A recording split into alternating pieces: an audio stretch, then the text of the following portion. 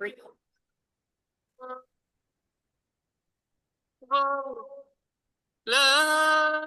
إله إلا الله.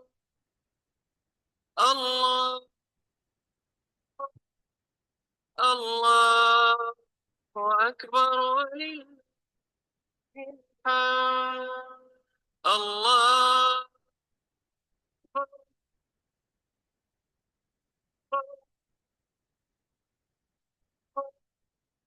لا إله إلا الله. الله الله أكبر ولله الحمد.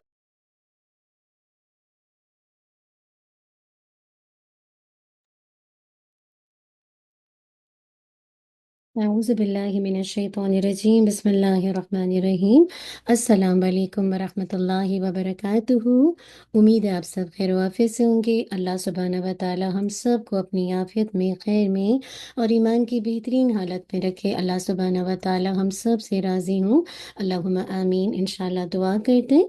نحمدہ ونصلی علی رسولہ الکریم، اما بعد فاعوذ باللہ من الشیطان الرجیم بسم اللہ الرحمن الرحیم۔ رب اشرح لي صدري ويسر لي أمري واحلل عقدة من لساني يفقهوا قولي ربنا زدنا علما اللهم فقهنا في الدين اللهم إنا نسألك علما نافعا وعملا متقبلا ورزقا طيبا اللهم انفعنا بما علمتنا وعلمنا ما ينفعنا وزدنا علما اللهم وفقنا لما تحب وترضى اللهم صلی وسلم علی نبینا محمد وبارک وسلم۔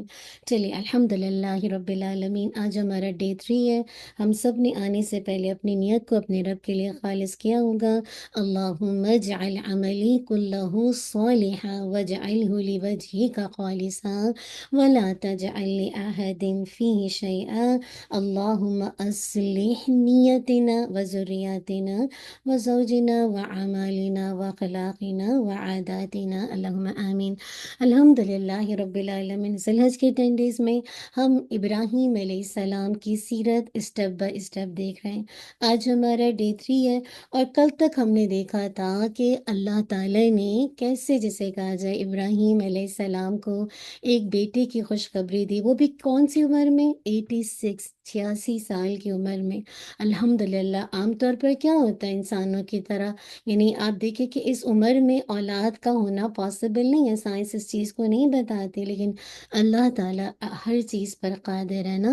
تو اللہ تعالیٰ جب چاہے جس کی خواہش پوری کر دے، اسی لیے دیکھیے وہ اللہ تعالیٰ سے کیسے دعا مانگ رہے تھے۔ ہم نے دیکھا تھا کہ رب حبلی من الصالحین فبشرناہ بغلام حلیم، ہے نا، کہ اے اللہ، یعنی اے میرے رب، مجھے ایک صالح لڑکا عطا فرما۔ بس ہم نے اسے ایک لڑکے کے حلم والے کی خوشخبری دی۔ اللہ تعالیٰ ہمیں بھی جو اولاد دے نا، آپ دیکھیں اس میں حلم کا جو ایلیمنٹ ہے وہ بہت اہم ہے۔ تو اللہ تعالیٰ ہمیں بھی حلیم بنا دے اور ہمارے بچوں کو بھی حلم عطا کر دے۔ 86 سال کی عمر ہو چکی تھی، اور آپ کے جو سر میں اس وقت سفیدی ایک طرح سے جھانکنے لگی تھی، تو کیسے وہ گڑ گڑا کر اللہ سے اس دعا کو مانگتے ہیں۔ پھر آپ دیکھیے کہ ابراہیم علیہ السلام نے ہاجرہ علیہ السلام سے نکاح کیا، جو سنوان بن الوان بادشاہ کی بیٹی تھی، اور اس نے سیدہ سارہ کو بطور تحفہ دی تھی تاکہ یہ خدمت کریں۔ انہی سے اللہ تعالیٰ نے آپ کو اولاد دی، جن میں سب سے پہلا بیٹا جو پیدا ہوا وہ اسماعیل علیہ السلام تھے۔ جب ہاجرہ علیہ السلام بچے کی امید سے ہوئی تو اپنے آپ کو بڑا سمجھنے لگی، تو سارہ علیہ السلام نے ابراہیم علیہ السلام سے شکایت کی کہ اس سے کچھ مناسب سلوک کرو۔ جب ہاجرہ علیہ السلام کو پتہ چلا تو وہاں سے بھاگ نکلی، ایک چشمے کے پاس گھبرائی ہوئے بیٹھی تھی کہ ایک فرشتے نے آ کر کہا، لا تخافی فإن اللہ جاعل من هذا الغلام الذي حملت خیرا وأمرها بالرجوع وبشرها أنها ستلد ابنا وتسميه اسماعیل मत डरो, बेशक अल्लाह ताला इस लड़के से जिसे तू अपने पेट में उठा कर रखा है खैर पैदा करेगा। और क्या, और इसे वापस जाने का हुक्म दिया और उसे खुशखबरी दी, अनकरीब तेरे यहाँ एक बेटा पैदा होगा और उसका नाम इस्माइल रखना। अल्लाह अकबर। अब आप इमेजिनेशन में लाइए, बेटे की खुशखबरी मिल रही है, हाँ, और बेटे की खुशखबरी मिलने पर क्या रवैया है। अल्लाह का शुक्र अदा करते हैं कौन, इब्राहीम अलैहिस्सलाम, और दुआ भी करते हैं। जब अल्लाह ताला ने इब्राहीम अलैहिस्सलाम को बुढ़ापे में बेटा अता कर दिया, तो इब्राहीम अलैहिस्सलाम कैसे अल्लाह ताला का दुआ के ज़रिए शुक्र अदा करते हैं। अल्हम्दुलिल्लाहिल्लज़ी वहब ली अलल किबरी इस्माईल व इसहाक इन्ना रब्बी लस्समीउद दुआ। इब्राहीम अलैहि सूरह इब्राहीम आयत नंबर 39। जब सब तारीफ उस अल्लाह की है जिसने मुझे बुढ़ापे के बावजूद और इस्माइल और इसहाक अलैहिस्सलाम दिए। बेशक मेरा रब तो बहुत ही दुआ सुनने वाला है। क्या बात पता चली, अल्लाह से दुआ मांगकर कभी मायूस नहीं हो। अल्लाह ताला जब चाहे देन एंड देयर आपको अता कर सकता है। बस ये कि अल्लाह ताला के यहाँ हर चीज़ की आसानी का एक वक्त है, वो अपने वक्त पर ही होगा। लेकिन मैं और आप बेसब्री होके हम दुआ मांगना छोड़ देते हैं। दुआ मांगना ना छोड़िए कभी भी अल्लाह से। ये जो रिलेशनशिप है, चाहे आप बिल्कुल एकदम बुढ़ापे की उम्र भी पहुंच जाएं, लेकिन जो आप अल्लाह से मांगना चाहते हैं वो आप मांगते रहिए।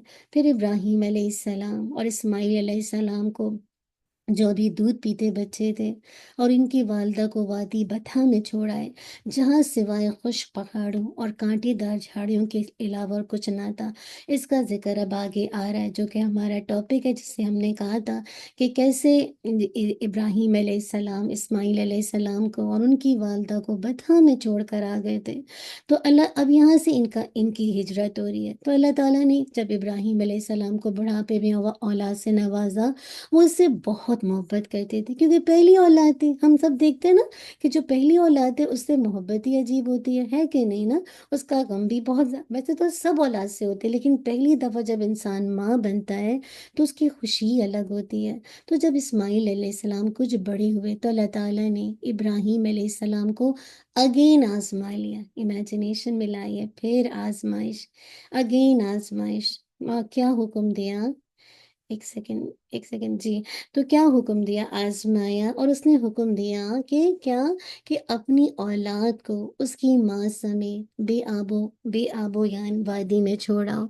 यानी ऐसी वादी में छोड़ाओ जहाँ कुछ भी नहीं है, खुश पहाड़ है, कांटेदार झाड़ियों के सिवा कुछ भी ना था, हाँ।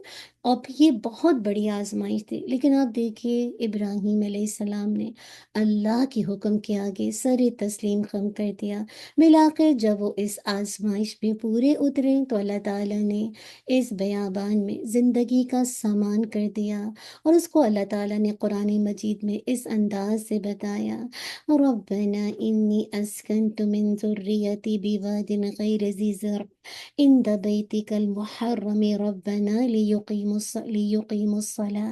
फजअल अफ़ईदतम मिनन नासी तहवी इलैहिम वरज़ुक़हुम मिनस समराति लअल्लहुम यशकुरून। सूरह इब्राहिम आयत नंबर 37। ए हमारे रब, बेशक मैंने अपनी कुछ औलाद को इस वादी में आबाद किया है जो किसी खेती वाली नहीं है। ऐसी बंजर जमीन थी, ऐसी खुश जमीन थी तेरे हुर्मत वाले घर के पास, ए हमारे रब, ताकि वो नमाज कायम करें। अल्लाह अकबर। नमाज क्या है, अल्लाह और बंदे का ताल्लुक, जो इब्राहिम अलैहिस्सलाम को पता था। तो उस वक्त किसकी दुआ कर रहे हैं, बच्चा एकदम छोटा है, ताकि वो नमाज कायम करे।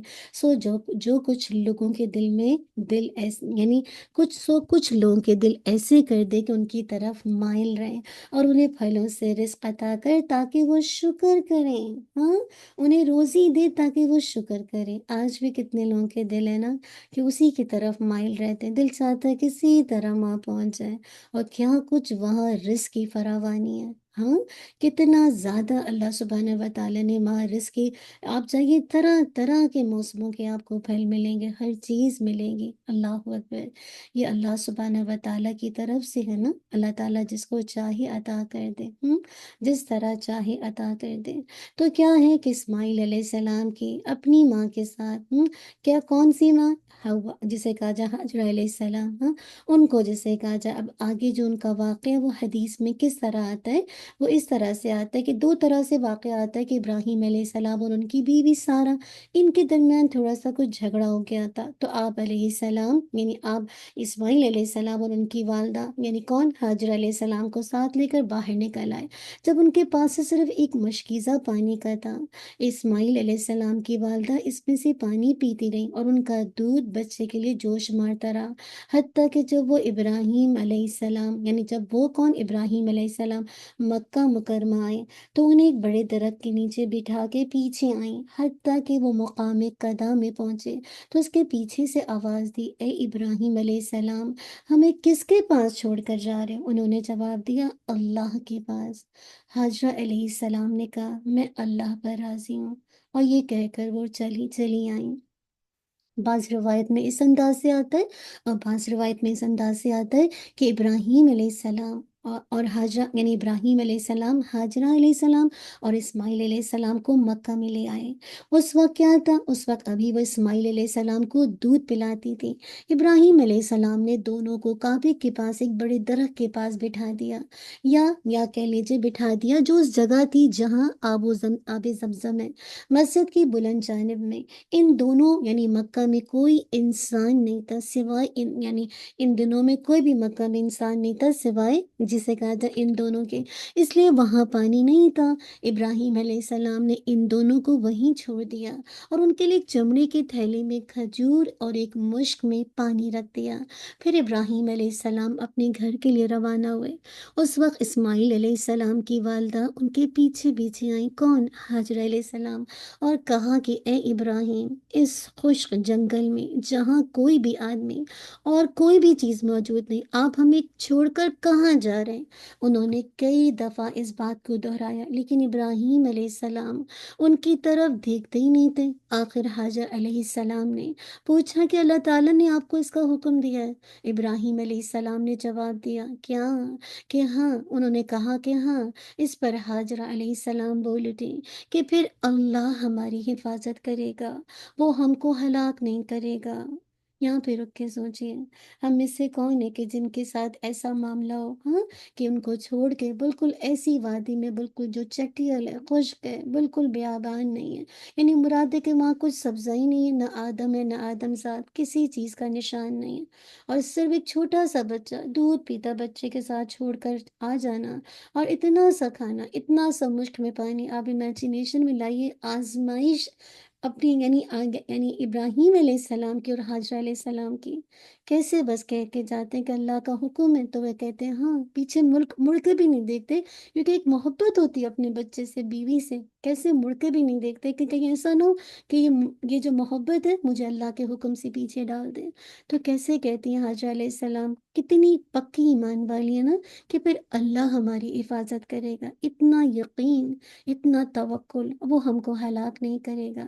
میرے اور آپ کے لیے لیسن ہے یہاں پہ، ہمارے حالات کیسے بھی ویسے ہو جائیں، مراد ہے کہ کتنی ہی تکلیف والے ہو جائیں، کتنی مصیبت آئے، آپ کا یقین ضرور اس بات پر ہونا چاہیے کہ ڈیفینیٹلی اس حالات میں بھی اللہ میرے لیے کافی ہوگا، وہ میری حفاظت کرے گا، کیونکہ وہی خیر الحافظین ہے، وہ سب سے بڑھ کر حفاظت کرنے والا ہے۔ آج ہم پریشان ہوتے ہیں اپنی ذات کے لیے، اپنے ایمان کے لیے، اپنے بچوں کے ایمان کے لیے، تمام انسانیت کے ایمان کے لیے، کہ آج امت مسلمہ کہاں جا رہی ہے، سب کو اللہ کی حفاظت میں دے دیں، اور اس یقین کے ساتھ دیں ہم اپنے بچوں کو، اپنے پیاروں کو، کہ وہی حفاظت کرنے والا ہے، وہ جو رب جس نے حاجرہ علیہ السلام اور ان کے بیٹے اسماعیل علیہ السلام کی حفاظت کی، وہ ہماری بھی حفاظت کرے گا۔ چنانچہ کیا ہوا، وہ واپس آ گئی اور ابراہیم علیہ السلام روانہ ہو گئے۔ جب وہ سنیا پہاڑی پر پہنچے جہاں سے وہ دکھائی نہیں دیتے تھے، تو ادھر رک کیا جہاں اب کعبہ ہے، جہاں پر حاجر اور اسماعیل علیہ السلام کو چھوڑ کر آئے تھے۔ پھر آپ نے کیا کیا، دونوں ہاتھ اٹھا کر یہ دعا کی کہ اے میرے رب، میں نے اپنی اولاد کو اس بے آب و یاب میدان میں تیری حرمت والے گھر میں ٹھہرایا ہے۔ ادھر اسماعیل علیہ السلام کی والدہ ان کو دودھ پلانے لگی اور خود پانی پینے لگی، تو کیا بات پتہ چلتی ہے؟ بہت سی بہنیں کمپلین کرتی ہیں کہ جو اسپیشلی مدر فیڈنگ کرتی ہیں کہ دودھ نہیں ہوتا، تو دودھ پلانے سے پہلے خوب پانی پئیں، انشاءاللہ اس سے انشاءاللہ آپ دیکھیے گا فیڈنگ میں فرق پڑے گا انشاءاللہ۔ آخر جب مشق کا سارا پانی ختم ہو گیا، تھوڑی سی مشق تھی اس میں، سوری، جو مشق ہوتے ہیں جس میں پانی بھرتے ہیں، جب مشق کا سارا پانی ختم ہو گیا تو وہ پیاسی رہنے لگی اور ان کے لختے جگر بھی پیاسی رہنے لگے۔ امیجنیشن میں لائیے کتنی بڑی آزمائش ہے۔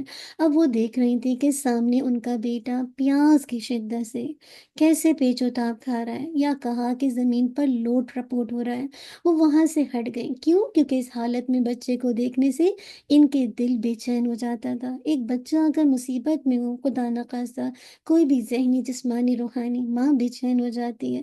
آپ کو یاد ہے موسیٰ علیہ السلام کی ماں کا دل بھی کیسے ہو گیا فارغہ، ایک دم بے چین ہو گیا جب انہوں نے اپنے بیٹے کو، جسے کہا جائے، دریا میں ڈال دیا، تو کیسا ہو گیا تھا ان کا دل؟ تو یہ ماں ہے، ماں کا دل ہی اللہ نے ایسا بنایا۔ تو وہ وہاں سے ہی ہٹ گئی اس حالت میں بچے کو دیکھنے سے کہ ان کا دل بے چین ہو جاتا تھا۔ پھر کیا ہوا؟ صفا پہاڑی وہاں سے نزدیک تر تھی، وہ پانی کی تلاش میں اس پر چڑھ گئی اور وادی کی طرف رک کر کے دیکھنے لگی کہ کہیں کوئی انسان نظر آئے، لیکن کوئی انسان نظر نہیں آیا۔ وہ صفا سے اتر گئی اور جب وادی میں پہنچی تو اپنا دامن اٹھا لیا کہ تاکہ دوڑتے وقت نہ الجھے، یعنی خدا نخواستہ گر نہ جائے، اور کسی پریشان حال کی طرح دوڑنے لگی۔ پھر وادی سے نکل کر مروہ پہاڑی پر آئی۔ امیجنیشن ملائیے، جو صفا مروہ ہے جو ہم دیکھتے ہیں وہ تو کچھ ہے ہی نہیں، وہ سارے پہاڑ تو ہے ہی نہیں، وہ پہاڑ سے چلنا، پھر وادی میں اترنا، پھر مروہ کی طرف دوڑنا، پھر اس سے اترنا، کیا ان کا سفر تھا! تو پھر کیا ہوا؟ وادی سے نکل کر مروہ پہاڑی پر آئیں اور اس پر کھڑی ہو کر دیکھنے لگی کہ کہیں کوئی انسان نظر آئے، لیکن کوئی نظر نہیں آیا۔ اسی طرح انہوں نے 7 چکر لگائے۔ ابن عباس رضی اللہ عنہ نے بیان کیا کہ نبی صلی اللہ علیہ وسلم نے فرمایا، صفا اور مروہ کے درمیان لوگوں کے لیے دوڑنا اسی وجہ سے مشروع ہوا، یعنی جو اللہ تعالیٰ نے ان کی اس قربانی جو حاجر علیہ السلام کی تھی کہ صفا اور مروہ کے بیچ کیسے وہ پانی کی تلاش میں کیسے چکر لگاتی ادھر سے ادھر، اللہ تعالیٰ نے اس قربانی کی وجہ سے رہتی دنیا تک ان کی اس قربانی کے لیے یادگار بنا دیا کہ جو بھی وہاں جائے گا تو صفا و مروہ کی صحیح کرے گا۔ تو 7ویں مرتبہ جب وہ مروہ پر چڑھی تو انہیں ایک آواز سنائی دی۔ امیجنیشن میں لائیے، ایسی وادی جہاں کوئی نہ انسان ہے، نہ انسان کی کوئی بھی آواز ایسی نہیں ہے، ہاں، اور کوئی جسے کہا جائے رزق کا سامان نہیں ہے۔ اب ایسے میں ایک دم سے آواز آ جائے، کتنی بہادر تھی! انہوں نے کہا خاموش، یہ خود اپنے ہی سے وہ کہہ رہی تھی، انہیں آواز آئی تو یقین نہیں آیا، اپنے آپ کو خاموش کروانے لگی اور پھر آواز کی طرف انہوں نے کان لگا دیے، آواز اب بھی سنائی دے رہی تھی۔ پھر انہوں نے کہا کہ تمہاری آواز میں نے سنی ہے، اگر تم میری مدد کر سکتے ہو تو کرو۔ کتنی بہادر تھی! امیجنیشن میں لائیے، رات کا اندھیرا گھر میں ہو، کوئی گھر میں نہ ہو، لائٹ چلی جائے، کیا لگتا ہے؟ گھبراہٹ، بے چینی کہ کیا ہوگا، اور اگر دھک دھک آواز آ جائے ان گھروں میں تو کیسی حالت ہوتی ہے نا، پریشان ہونے لگتے ہیں، خدا نخواستہ کوئی آ تو نہیں گیا۔ تو آپ دیکھیے ایک دم نہ کوئی لائٹ، نہ آج تو آپ دیکھیے سیٹ لائٹ کا دور ہے ہر جگہ ماشاءاللہ، تو ملک ترقی کر گیا ہے، ہاں، کیسی جسے کہا جائے ڈیولپمنٹ ہوتی جا رہی ہے، لیکن اس وقت تو کچھ بھی نہیں تھا، گھوپ اندھیرا، ہاں، کیا کنجیشن تھی! تو کہتے ہیں اگر تم میری مدد کر سکتے ہو تو کرو۔ کیا دیکھتی ہیں کہ جہاں آب زمزم کا کنواں ہے وہاں ایک فرشتہ موجود ہے، فرشتے نے اپنی ایڑی سے زمین میں گڑھا کر دیا، یا یہ کہا کہ اپنے بازو سے، جس سے وہاں پانی ابل آیا۔ اب حاجر علیہ السلام نے اسے حوض کی شکل میں بنا دیا، ہاں، اور وہ اپنے ہاتھ سے اس طرح کر دیا تاکہ اسے بہنے نہ پائے، اور چلو سے پانی مشکیزے میں ڈالنے لگی۔ جب وہ بھر چکی تو وہاں سے چشمہ پھر ابل پڑا۔ ابن عباس رضی اللہ عنہ نے بیان کیا کہ رسول اللہ صلی اللہ علیہ وسلم نے فرمایا، اللہ اسماعیل پر رحم کرے، اگر آب زمزم کو انہوں نے یوں ہی چھوڑ دیا ہوتا، یا آپ نے فرمایا کہ چلو سے مشکیزہ نہ بھرا ہوتا تو آب زمزم ایک بہتے ہوئے چشمے کی صورت میں ہوتا۔ تو اب کیا بتایا جا رہا ہے کہ بیان کیا کہ پھر حجر علیہ السلام نے خود بھی وہ پانی پیا اور اپنے بیٹے کو بھی پلایا۔ اس کے بعد ان سے فرشتے نے کہا کہ اپنے جسے کہا جائے برباد ہونے کا خوف ہرگز نہ کرنا، یعنی تم یہ مت سمجھنا کہ تم جسے کہا جائے ناکام ہو، یا تم اس طرح سے تمہیں ابراہیم علیہ السلام چھوڑ کے گئے، کیوں؟ کیونکہ یہی اللہ کا گھر ہے۔ امیجنیشن میں لائیے فرشتہ کیسے خوشخبری دے رہا ہے، کیونکہ آپ دیکھیں جب سارے رشتے چھوڑ جائیں، کوئی بھی نہ ہو، آپ اور اکیلے ہیں، ایک چھوٹا سا دودھ پیتا بچہ، انسان کو کیسا لگتا ہے؟ لیکن اللہ ہر انسان کو جس سے محبت کرتا ہے اس کو ٹیسٹ میں ڈالتا ہے۔ یہ ہے اللہ کے کام کرنے کے لیے آپ کو ان ٹیسٹ سے گزرنا ہی ہے، ورنہ تو پھر اس کے بعد ہی چنا جاتا ہے کہ کون اللہ کے کام کے لیے مخلص ہے۔ تو فرشتے نے کہا اپنے برباد ہونے کا خوف ہرگز نہ کرنا، کیوں؟ کیونکہ یہی اللہ کا گھر ہوگا جسے یہ بچہ اور اس کا باپ تعمیر کریں گے، اور اللہ اپنے بندوں کو ضائع نہیں کرتا۔ یہ اللہ کا وعدہ ہے، اللہ اپنے بندوں کو کبھی نہیں ضائع کرتا، جو مخلص ہیں، جو اللہ کے لیے خالص ہیں۔ اب جہاں بیت اللہ ہے اس وقت وہاں ٹیلے کی طرح زمین اٹھی ہوئی تھی، سیلاب کا دھارا آتا اور اس کے دائیں بائیں سے زمین کاٹ کر لے جاتا۔ اس طرح وہاں کے دن رات گزرتے رہے، اور آخر ایک دن قبیلہ جرہم کے کچھ لوگ وہاں سے گزرے، یا آپ نے فرمایا کہ قبیلہ جرہم کے چند گھرانے مقام قدا جو کہ مکہ کا بالائی حصہ ہے، اس کے راستے سے گزر کر مکہ کے نشیبی علاقے میں انہوں نے پڑاؤ کیا۔ قریبی انہوں نے منڈلاتے ہوئے پرندے دیکھے۔ ان لوگوں نے کہا یہ پرندہ پانی پر منڈلا رہا ہے، حالانکہ اس سے پہلے جب بھی ہم اس میدان سے گزرے یہاں پانی کا نام و نشان ہی نہ تھا۔ آخر انہوں نے اپنا ایک آدمی یا دو آدمی بھیجے، وہاں انہوں نے واقعی پانی پایا، چنانچہ انہوں نے واپس آ کر پانی کی اطلاع دی۔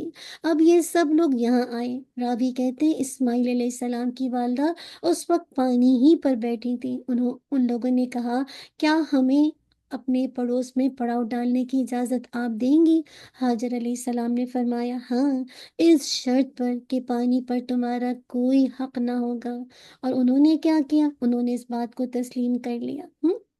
اور اس طرح سے اجازت کے بعد یہ لوگ وہاں رہ گئے، اور یعنی جب حاجر علیہ السلام کا بچہ بڑا ہوا تو اسی قبیلے کی ایک عورت سے اسماعیل علیہ السلام کا نکاح ہو گیا۔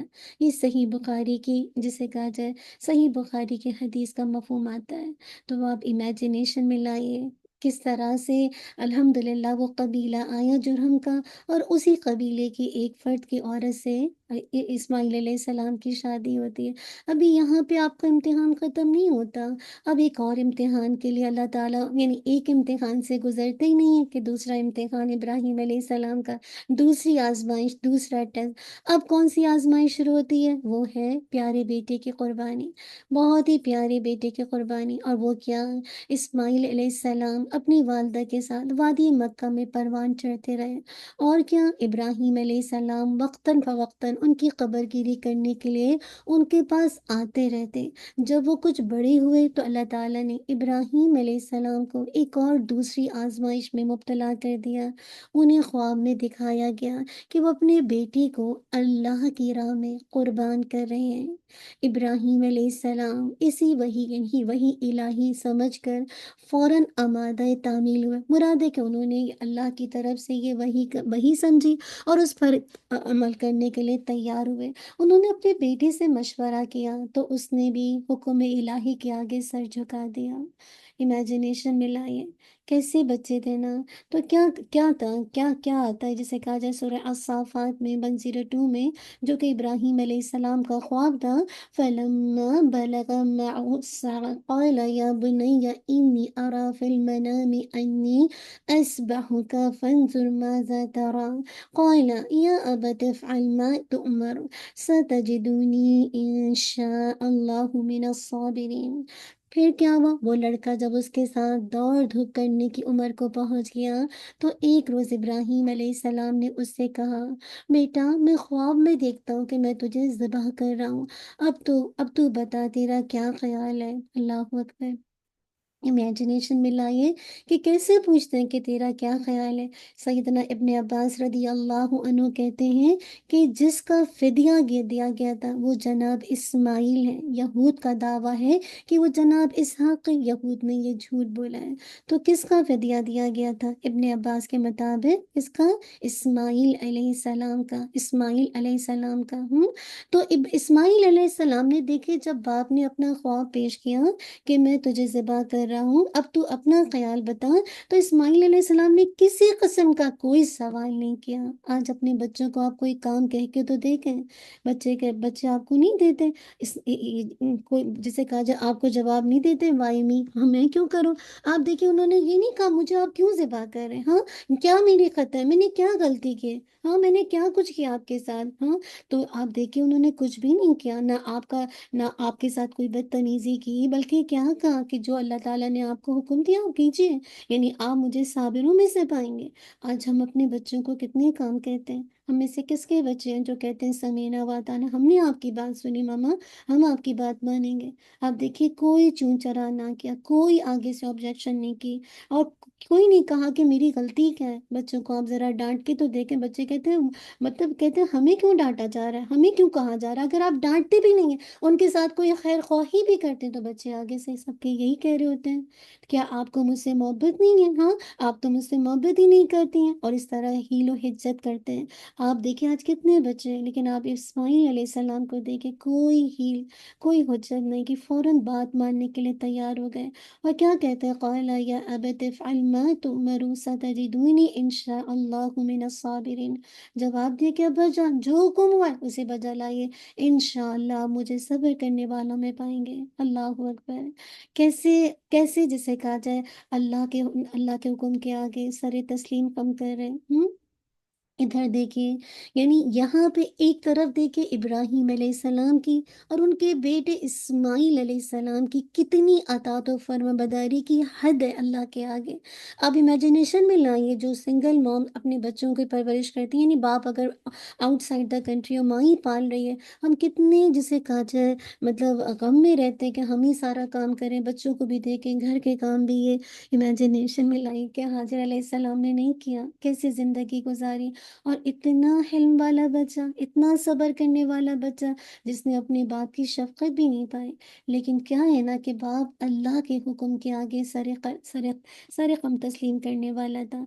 इताअत और फरमाबरदारी का नमूना नमूना था। तो याद रखिए अगर वालिदैन नेक होते हैं ना तो वक़्त आता है कि औलाद भी अल्लाह के इज़्न से नेक हो जाती है। हाँ? तो कहने का मकसद है अगर हम चाहते हैं कि हमारे बच्चे नेक हो जाएँ तो मैं और आप अल्लाह की अताअत में, उसकी फरमाबरदारी में, अल्लाह के नबी की इत्तिबा में हद कर दें, यानी बहुत ज़्यादा आगे चले जाएँ। अब देखिए इधर शैतान इस मंज़र से परेशान है और वो इस मिशन को पायत तकमील तक पहुँचते हुए देखना नहीं चाहता था, चुनांचा बार-बार सामने आता और हर बार मुँह की खाता। यानी वो नहीं चाहता था कि किसी तरह इब्राहीम अलैहिस्सलाम इसको करें और नाकाम व नामुराद होता था। इस्माईल अलैहिस्सलाम का अल्लाह ताला ने इस इम्तिहान में अब कामयाब होने का तज़किरा किया है और वो तज़किरा किस अंदाज़ में किया है? और वो तज़किरा इस अंदाज़ में किया है फलम्मा अस्लमा वतल्लहु लिलजबीन वनादैनाहु अन या इब्राहीम क़द सदक़्त अर्रुया इन्ना कज़ालिक नज्ज़िल मुहसिनीन इन्ना हाज़ा लहुवल बलाउल मुबीन वफ़दैनाहु बिज़िब्हिन अज़ीम वतरकना अलैहि फ़िल आख़िरीन सलामुन अला इब्राहीम। अस्साफ़ात 103 से लेकर 109 तक। बस जब दोनों ने तस्लीम कर लिया क्या और उसने पेशानी के बल डाल दिया और हमने उसे पुकारा कि ए इब्राहीम तूने ख्वाब सच कर दिखाया, बेशक हम इसी तरह नेककारों को बदला दिया करते हैं। अल्लाहु अकबर! अल्लाह के वादों का यकीन था ना तो अल्लाह ताला ने कैसे इस्माईल अलैहिस्सलाम को बचा लिया, क्योंकि हर चीज़ में इब्राहीम अलैहिस्सलाम अल्लाह के आगे सरे तस्लीम खम करने वाले थे। तो फिर अल्लाह ताला इसी तरह नेककारों को बदला देते हैं। अलबत्ता ये एक सरी आजमाइश है और हमने एक बड़ा ज़बीहा उसके एवज़ दिया और हमने पीछे आने वालों में ये बात उनके लिए रहने दी। इब्राहीम पर सलाम हो, सलामती सलामती, दुनिया में भी और आखिरत में भी। عبداللہ ابن عباس سے مروی ہے کہ ایک مینڈھا تھا جو جنت میں 40 سال 40 سال تک چرتا تھا۔ اللہ نے ایک مینڈھا بھیج دیا جو جنت میں 40 سال تک چرتا رہا۔ اللہ اکبر! یہ اللہ کی طرف سے ہے نا کہ جب انسان اللہ کے حکموں کے آگے سارے قم تسلیم کرتا ہے تو اللہ تعالیٰ کیسے جسے کہا جائے اس کی جزا دیتے ہیں۔ یعنی آزمائش بھی ہوئی، کامیاب بھی ہو گئے، اور رہتی دنیا تک لوگوں کو قربانی کا فلسفہ سمجھ آ گیا۔ ایسے ہی نہیں چنتا اللہ تعالیٰ، اللہ اندر کی نیت جو چھپی ہوتی ہے نا اس کو دیکھتا ہے۔ اللہ کے آگے جو ایک بندے کا تعلق ہے نا وہ دیکھتا ہے۔ پھر اللہ تعالیٰ آپ دیکھیں کیسے سب چیزیں ایک کے بعد ایک چیزیں آپ کی زندگی میں ٹیسٹ آئیں گے، اور اس کے اندر کیا خیر ہے، کیا خیر ہے۔ آج دیکھیں حاجر علیہ السلام کی یاد میں صفا مروہ ہے، اور اسماعیل علیہ السلام کی یاد میں یہ قربانی ہے۔ انشاءاللہ یہ تو سیریز ہی ایسی ہے کہ ہمیں پتہ چلے گا قربانی کیا ہے، اور میں اور آپ اپنی انا کی قربانی کیسے کر سکتے ہیں انشاءاللہ۔ تو اللہ تعالیٰ نے تو مینڈھا بھیج دیا جو جنت میں 40 سال تک چلتا رہا۔ اب اس کے بعد کیا ہوا؟ اب اس کے بعد آزمائش میں کامیابی کے بعد بطور انعام اسحاق علیہ السلام کی خوشخبری دی گئی۔ اللہ اکبر! بس وقت ہماری زندگی میں آزمائش آتی ہے اور ہمیں سمجھ نہیں آتا اللہ تعالیٰ میں اس انداز سے ٹیسٹ کیوں کر رہے ہیں۔ یقین کیجئے وہ تھوڑا سا وقت ہوتا ہے سختی کا، لیکن اس کے بعد جو آپ کو اس کے جو ثمرات ملتے ہیں وہ انتہائی آپ کے لیے بہتر ہوتے ہیں۔ آپ اپنی زندگی میں اس چیز کا تجربہ کریں گے۔ بعض اوقات کچھ ایسے امتحانات آتے ہیں، ٹیسٹ آتے ہیں، آزمائش آتی ہیں، ٹرائلز آتے ہیں جو آپ کو پسند نہیں آتے ہیں، کہتے ہیں میرے ساتھ ایسا کیوں ہو رہا ہے، لیکن لیٹر آن اللہ آپ کو اس کی خیر دکھاتا ہے۔ اب آپ دیکھیے آزمائش کتنی بڑی تھی، انعام کے طور پر کون دیے جا رہے ہیں؟ اسحاق علیہ السلام کی خوشخبری۔ اللہ تعالیٰ نے اکلوتے بیٹے کو قربانی کا حکم دے کر ابراہیم علیہ السلام کی جو آزمائش کی تھی، جب وہ اس میں پورے اترے تو اس نے کیا کیا؟ سارہ علیہ السلام سے بھی ایک بیٹے کی بشارت دی۔ اللہ اکبر! اور یہ اگر آپ بائبل کا مطالعہ کریں تو اس میں آتا ہے کہ ابراہیم علیہ السلام کی عمر اس وقت 100 سال تھی، اور سارہ علیہ السلام کی عمر 90 سال تھی۔ امیجنیشن ملائیے، اللہ تعالیٰ ہر چیز پر قادر ہے۔ کیا کچھ آپ کی زندگی کی مشکلات ہیں؟ آج ہم میں سے کون ہے جو یہ نہ کہے کہ میرے اوپر کوئی تکلیف، کوئی پریشانی، کوئی مشکل، کوئی ٹرائل نہیں ہے؟ اللہ تعالیٰ ابراہیم علیہ السلام کو 100 سال میں اسحاق علیہ السلام کی خوشخبری، اور سارہ علیہ السلام کی 90 سال کی عمر میں اسحاق علیہ السلام کی خوشخبری دے سکتے، تو ہماری مشکلات کو اللہ تعالیٰ نہیں دور کر سکتے؟ ہمارے نافرمان بیٹوں کو اللہ تعالیٰ فرمانبردار نہیں بنا سکتے؟ ہمارے خاندان کو اللہ تعالیٰ ہدایت نہیں دے سکتے؟ سب کچھ اللہ تعالیٰ کر سکتے ہیں، بس یقین ہونا چاہیے۔ ان 10 دنوں میں آپ دعا کہاں آپ اللہ کے لیے، اللہ کی خاطر اپنے ہاتھ اٹھا لیجئے۔ اللہ تو مجھ سمیت تمام میرے گھر والوں کو، میرے خاندان والوں کو، اللہ تمام امت مسلمہ کو، میرے دوست احباب کو، سب کو ہدایت دے دے۔ اب کیا ہوا؟ سورہ صافات میں اب واقعہ ذبح کے بعد اللہ تعالیٰ نے فرمایا وَبَشَّرْنَاهُ بِإِسْحَاقَ نَبِيًّا مِنَ الصَّالِحِينَ وَبَارَكْنَا عَلَيْهِ وَعَلَى إِسْحَاقَ وَمِن ذُرِّيَّتِهِمَا مُحْسِنٌ وَظَالِمٌ لِنَفْسِهِ مُبِينٌ۔ سورہ الصافات آیت نمبر الحمدللہ 112 اور 113۔ اور ہم نے اسے اسحاق علیہ السلام کی بشارت دی، جو نبی ہوگا، وہ بھی نبی، یہ بھی نبی، سارے لوگوں سے ہوگا، اور ہم نے اس پر اور اسحاق علیہ السلام پر برکت نازل کی۔ اللہ تو ہماری زندگیوں میں بھی برکت دے دے، ہمارے کاموں میں بھی برکت دے دے، ہمارے گھروں میں بھی برکت دے دے، اور ان دونوں کی اولاد میں سے کوئی نیکی کرنے والا ہے اور کوئی اپنے آپ پر سری ظلم کرنے والا ہے۔ آج بھی دیکھ لیجئے ہم سب کے فادر کون ہے؟ آدم علیہ السلام۔ اب تمام انبیاء ہمارے لیے کیا ہیں؟ ہاں، آپ امیجنیشن میں لائیے، جو ابراہیم علیہ السلام اور ان کے بیٹے اسحاق علیہ السلام اور ان کی جو اولاد چل رہی ہے، ان میں سے تو کوئی نیکی کرنے والے اور کوئی اپنی جان پر سری ظلم کرنے والے۔ اللہ تعالیٰ تو ہمیں نیکی کرنے والوں میں رکھ لے، ہاں، کہ جو واقعی نیکی کرنے والے، ایسی نسلیں پیدا ہو جائیں۔ اب کیا ہوا کہ یہ بشارت ابراہیم علیہ السلام کو فرشتے کی طرف سے دی گئی تھی۔ فرشتے اجنبی انسانوں کے بھیس میں ان کے ہاں پہنچے۔ ابراہیم علیہ السلام نے ان کی مہمانی کا اہتمام کیا، مگر انہیں کھانے پر آمادہ نہ دیکھ کر ڈرنے لگے۔ فرشتوں نے ان کی گھبراہٹ دور کرتے انہیں سارہ علیہ السلام سے ایک بیٹی کی بشارت دی۔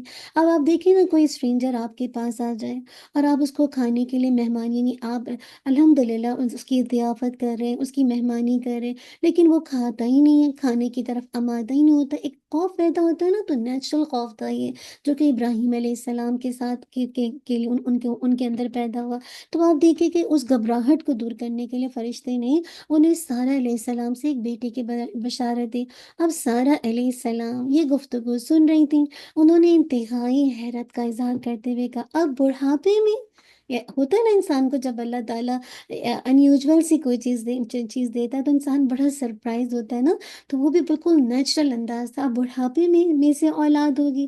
تو قرآن مجید نے اس چیز کو نقل کر دیا، حل اتاک حدیث ضیف ابراہیم المکرمین اذ دخلوا علیہ فقالوا سلاما قال سلام قوم منکرون فراغ الى اہلہ فجاءوا بعجل سمین فقربه إليهم قال ألا تأكلون فأوجس منهم خيفة قالوا لا تخف وبشروه بغلام عليم فأقبلت امرأته في صرة فصكت وجهها فقالت عجوز عقيم قالوا كذلك قال ربك إنه هو الحكيم العليم۔ سورہ الذاریات آیت 24 سے 30۔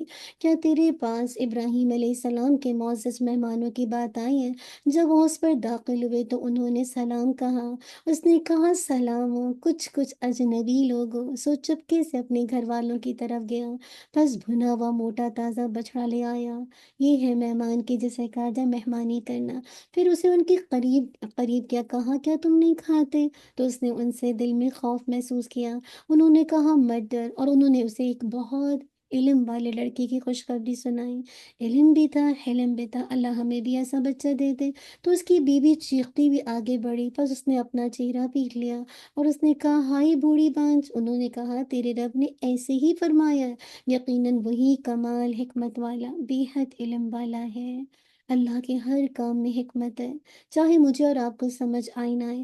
تو جو بھی زندگی میں فیصلے ہیں، آپ اللہ کی رضا پہ راضی ہو جائیے، آپ کی زندگی انتہائی آسان ہو جائے گی۔ اب کیا ہوا؟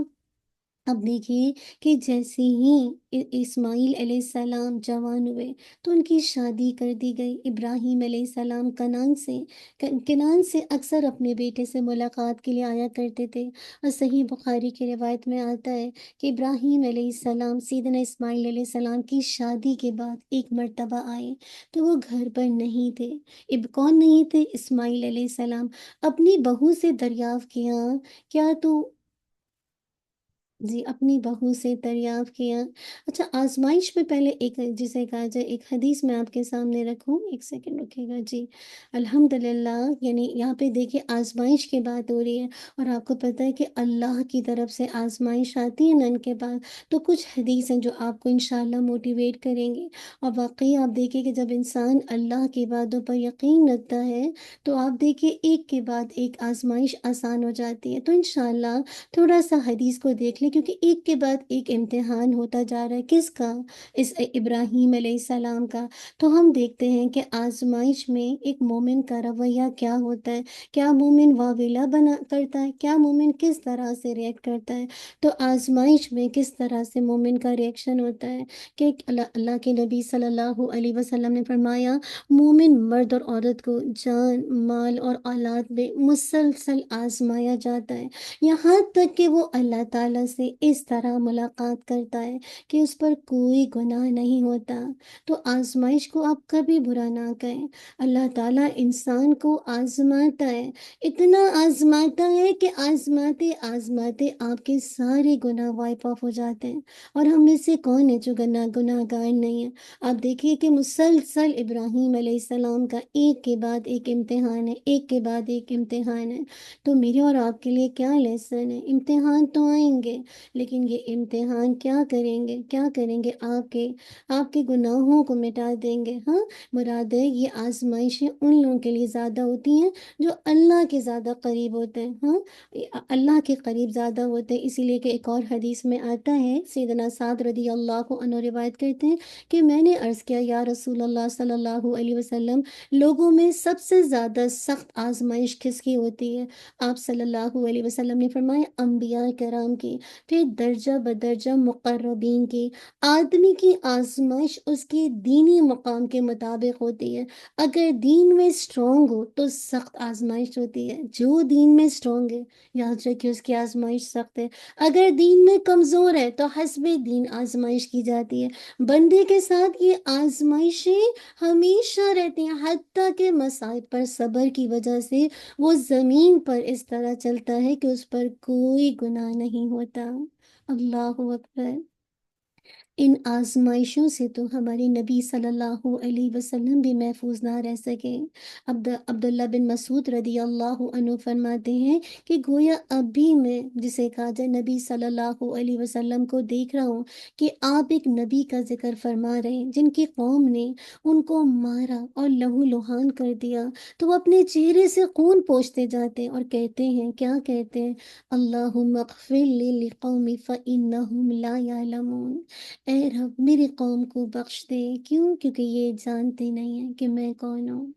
اللہ کے نبی پہ آزمائش کیسی آئی ہے؟ آپ طائف کے سفر میں گئے ہیں، آپ کو لہو لہان کر دیا گیا ہے، آپ کے پاؤں مبارک سے خون ٹپ ٹپک رہا ہے، اتنا مارا ہے کہ چہرے سے خون پہنچ رہے ہیں، ہاں؟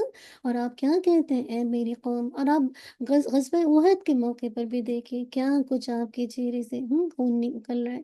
تو کہنے کا مقصد ہے کیا کہہ رہے ہیں؟ اللہم اغفر لی قومی، ہم میں سے کون ہے جس کے ساتھ اتنا ظلم ہو اور وہ اس کے لیے مغفرت کی دعا کرے؟ فَإِنَّهُمْ لَا يَعْلَمُونَ، کیونکہ یہ جانتے نہیں کہ میں کون ہوں۔ اس لیے اپنی زندگی میں یاد رکھیے، آنے والی مصیبتوں، آنے والے آزمائشوں پر پریشان ہونے کے بجائے اللہ سے کس چیز کی امید رکھیں؟ ثواب کی امید رکھتے ہوئے صبر کریں۔ اسی لیے انس رضی اللہ عنہ فرماتے ہیں کہ نبی صلی اللہ علیہ وسلم نے فرمایا بڑا ثواب بڑی مصیبت کے ساتھ ہے۔ آپ چاہتے ہیں نا بگ ریوارڈ، دنیا میں بھی بگ سیل چاہتے ہیں، دنیا میں بھی آپ ہنسنا چاہتے ہیں تو بڑا ریوارڈ چاہیے نا، تو پھر وہ بڑی مصیبت کے ساتھ ہے۔ اور جب اللہ تعالیٰ کسی قوم سے محبت کرتا ہے تو انہیں آزماتا ہے، بس جو اس پر راضی ہو اس کے لیے اللہ تعالیٰ کی رضا ہے، اور جو ناراض ہو اس کے لیے پھر ناراضگی ہے۔ تو کبھی بھی مصیبت آنے پر اللہ سے ناراض نہ ہو، کبھی ناراض نہ ہو۔ اور اگر یہ آزمائشیں دین پر چلنے، دین کی دعوت دینے، دین کو فروغ دینے کی وجہ سے ہیں، تو پھر آپ کو پریشان نہیں ہونا چاہیے۔ یہ تو انبیاء کا مشن ہے، یہ تو ہر اس داعی دین کی زندگی میں ہوگا جو انبیاء کے مشن پر چلنا چاہتا ہے۔ اور یہ مشن پورا نہیں ہو سکتا جب تک کہ آپ کو آزمائش میں ڈالا نہ جائے۔ اسی لیے پھر اللہ تعالیٰ نے کیسے ان کو خوشخبری دے دی؟ کس چیز کی خوشخبری دے دی؟ اسحاق علیہ السلام کی، جس کا ذکر میں نے آپ کے سامنے کیا۔ اب کیا ہوا کہ اسماعیل علیہ السلام کی شادی کا وقت آتا ہے، ہاں یہ میں نے آپ کے سامنے بتایا کہ کیسے اسحاق علیہ السلام کی اب جو ہے شادی کا وقت آتا ہے، کیسے کہ جیسے اسماعیل علیہ السلام جوان ہوئے تو ان کی شادی کر دی گئی۔ اب کیا ہوا، ابراہیم علیہ السلام کنعان سے اکثر اپنی بیٹی سے ملاقات کے لیے آیا کرتے تھے۔ اب یہ ہوا کہ ابراہیم علیہ السلام اسماعیل علیہ السلام کی شادی کے بعد ایک مرتبہ آئے تو وہ گھر پر نہیں تھے۔ اپنی بہو سے دریافت کیا کہ اس نے بتایا کہ ہمارے لیے روزی روٹی کا سامان تلاش کرنے گئے۔ ابراہیم علیہ السلام نے کھانے پینے اور رہن سہن کے بارے میں پوچھا تو اس لڑکی نے یعنی اس بہو نے جواب دیا، ہم بہت تنگی میں ہیں اور بڑی پریشان ہیں اور بہت تکلیف اٹھاتے ہیں، اور ادھر کی بہت کچھ اس نے شکایت کی۔ یہ سن کر ابراہیم علیہ السلام نے فرمایا کہ جب تمہارا شوہر آ جائے تو اسے میرا سلام پہنچانا اور کہنا کہ اپنے دروازے کی چوکھٹ بدل دے۔ جب اسماعیل علیہ السلام گھر واپس آئے تو بیوی نے سارا حال سنایا اور یہ بھی بتایا کہ ایک بڑے بزرگ آئے تھے، فلاں فلاں باتیں پوچھ رہے تھے، میں نے سب کچھ بتا دیا، تو جاتے جاتے آپ سے کہہ گئے ہیں کہ آپ اپنے دروازے کی چوکھٹ بدل دیں۔ اسماعیل علیہ السلام سمجھ گئے، حالانکہ باپ کتنا صادر ہے، لیکن آپ دیکھیے کیسا تعلق ہے نا، کیسا قلبی تعلق ہے۔ فوراً سمجھ گئے اور کہنے لگے کہ وہ میرے والد تھے، انہوں نے مجھ سے طلاق دینے کو کہا ہے، میں تمہیں طلاق دیتا ہوں اور تم اپنے گھر چلی جاؤ۔ اس کے بعد اسماعیل علیہ السلام نے دوبارہ شادی کی۔ کچھ عرصے کے بعد ابراہیم علیہ السلام پھر تشریف لائے۔ اس دن بھی ان کی ملاقات ابراہیم علیہ السلام سے نہیں ہوئی، اسماعیل علیہ السلام سے نہیں ہوئی، گھر میں صرف ان کی بیوی تھی۔ اس سے دریافت کیا کہ اس نے بتایا کہ وہ ہمارے لیے رزق کی تلاش میں گئے۔ ابراہیم علیہ السلام نے گھر کا حال پوچھا تو اس نے جواب دیا، ہم بہت خوشحالی کے ساتھ رہ رہے ہیں، کوئی پریشانی نہیں، اور ساتھ اللہ کا شکر ادا کیا اور اس کی حمد و ثنا بیان کی۔ کھانے پینے کے بارے میں پوچھا تو اس نے کہا کہ گوشت کھاتے ہیں اور پانی پیتے ہیں۔ ابراہیم علیہ السلام نے ان میں برکت کی دعا کی۔ امیجنیشن میں لائیے، دو بیوی ہیں، ایک کا رویہ کمپلیننگ کا اور دوسرے کا رویہ شکر گزاری کا۔ تو اس نے کیا کہا، ابراہیم علیہ السلام نے ان میں برکت کی دعا کی اور جاتے ہوئے فرمایا کہ جب اسماعیل علیہ السلام آ جائیں تو انہیں میرا سلام پہنچانا اور کہنا کہ اپنے دروازے کی چوکھٹ کو باقی رکھیں۔ اسماعیل علیہ السلام آئے تو انہیں کسی کے آنے کا شبہ ہوا۔ انہوں نے بی بی سے پوچھا کیا کوئی یہاں آیا تھا؟ اس نے بتایا ہاں، ایک بزرگ آئے تھے اور فلاں فلاں باتیں دریافت کر رہے تھے۔ پھر اس نے تمام باتیں بتائیں اور کہا کہ وہ جاتے ہوئے یہ کہہ گئے ہیں کہ میرا سلام پہنچانا اور کہنا کہ اس دروازے کی چوکھٹ کو برقرار رکھیں۔ اس نے اس بزرگ کی تعریف کی۔ اس پر اسماعیل علیہ السلام نے کہا کہ وہ میرے والد تھے اور چوکھٹ سے مراد تم ہو۔ سبحان اللہ! آپ امیجنیشن میں لائیے کہ کیسے دو رویے ہیں نا، ایک وہ بیوی جو ناشکری کا رویہ ہے، دوسری وہ بیوی جو شکر گزار ہے۔ اور ابراہیم علیہ السلام جو کہہ کے جاتے ہیں کہ چوکھٹ بدل لو اور چوکھٹ نہ بدلو، یعنی اس کو مینٹین رکھو، تو یہ کیا تھا کہ جو شکر گزاری ہوتی ہے نا وہ الحمدللہ، آپ دیکھیے کہ جو شکر گزاری کہ آپ تھوڑی پر بھی الحمدللہ اللہ کی رضا پر راضی رہیں، تو یہ دراصل اللہ کی طرف سے آنے والی جو اللہ تعالیٰ کسی کو عطا کر دے ایک طرح کی مبشرات ہے کہ اللہ کسی کو شکر گزاری کی توفیق دے دے تھوڑے پر بھی۔ آج ہمارے پاس بہت کچھ ہے، آج ہمارے ہسبینڈ اگر تھوڑا سا ہمارے کاموں میں ہیلپ نہیں کریں یا ہمیں تھوڑے ہماری طرف سے توجہ ہٹا لیں، ہمارا کیا رویہ ہوتا ہے؟ ہاں، اب آپ امیجنیشن میں لائیے، اسماعیل علیہ السلام کو گھر پہ نہیں ہے، 2 دفعہ والد ملاقات کے لیے آتے اور دونوں دفعہ اسماعیل علیہ السلام نے، لیکن ایک بیوی کا رویہ کس قدر شکر گزاری کا ہے اور دوسری بیوی کا رویہ کس قدر ناشکری کا، کہ اتنی تنگی کے حالات ہیں، گزر بسر مشکل سے ہوتا ہے۔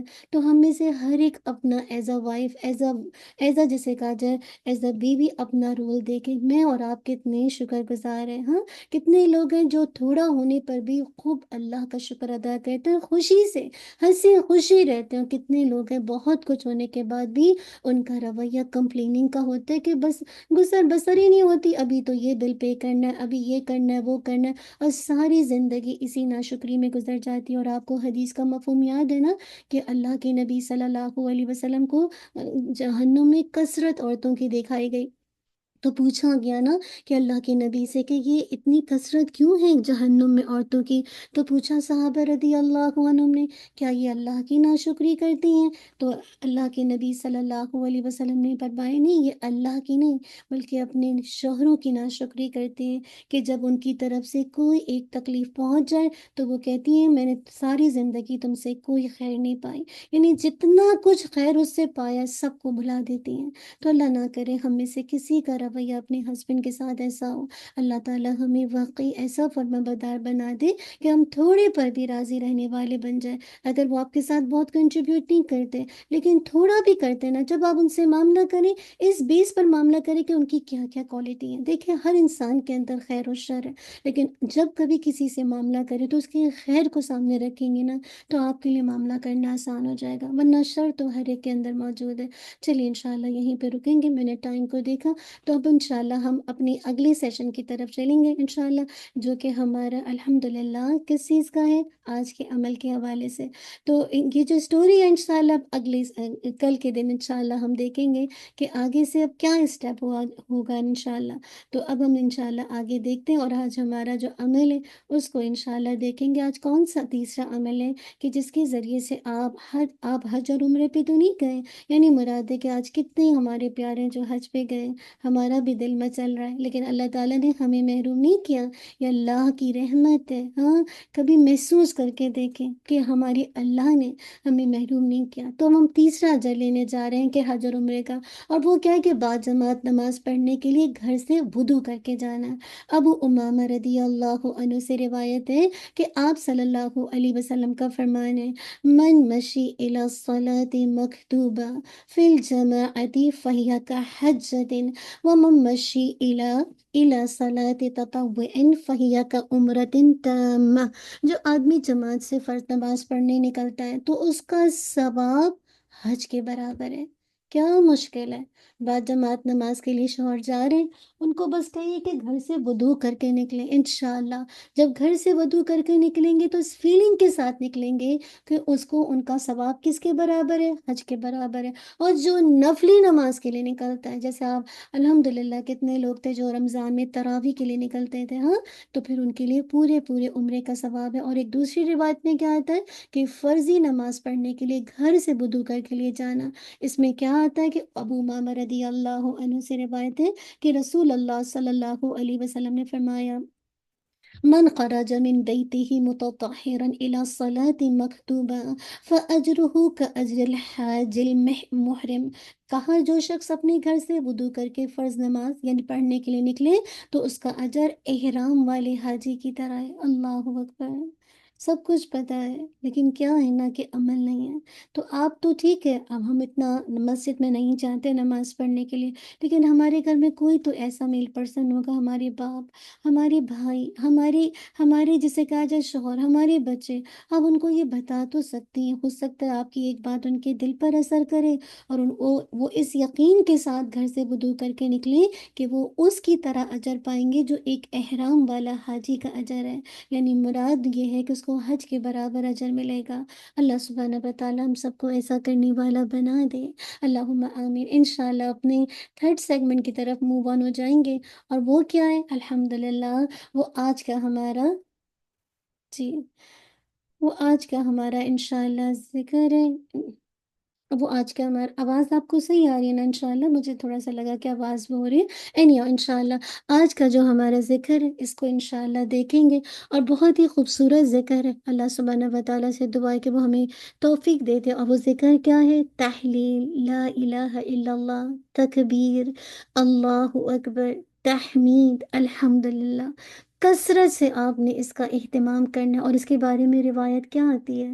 اس کے بارے میں آتا ہے کہ ابن عمر رضی اللہ عنہ سے روایت ہے، نبی صلی اللہ علیہ وسلم نے فرمایا، کوئی دن اللہ کے ہاں ان 10 دنوں سے زیادہ عظمت والی نہیں ہے، اور نہ ہی کسی دن کا عمل اللہ کو ان 10 دنوں کے عمل سے زیادہ محبوب ہے۔ پس تم کیا کرو؟ ان 10 دنوں میں کھیلو، وقت ضائع کرو نہیں، کثرت سے تحلیل لا الہ الا اللہ، تکبیر اللہ اکبر، اور تحمید الحمدللہ کہو۔ تو انشاءاللہ میرا اور آپ کا ٹارگٹ ہے، ویسے تو ہم سب کو پتہ ہے لیکن ہمیں ڈیلی ریمائنڈر کی ضرورت پڑتی ہے، تو آج جب آپ اس ذکر کو کریں گے تو اس حدیث کو یاد کر کے کریں گے، کیونکہ یہ ان 10 دنوں کا سب سے افضل عمل ہے، سب سے محبوب عمل ہے۔ اللہ سبحانہ و تعالیٰ مجھے اور آپ کو ایسا کرنے والا بنا دے۔ جزاک اللہ خیرا کثیرا، بارک اللہ فیک، ربنا تقبل منا إنك أنت السميع العليم وتب علينا إنك أنت التواب الرحيم، سبحانك اللهم وبحمدك نشهد أن لا إله إلا أنت نستغفرك ونتوب إليك، سبحان ربك رب العزة عما يصفون وسلام على المرسلين والحمد لله رب العالمين۔ جزاك الله خير، بارك الله فيك، السلام عليكم ورحمة الله وبركاته۔ السلام ورحمۃ اللہ وبرکاتہ۔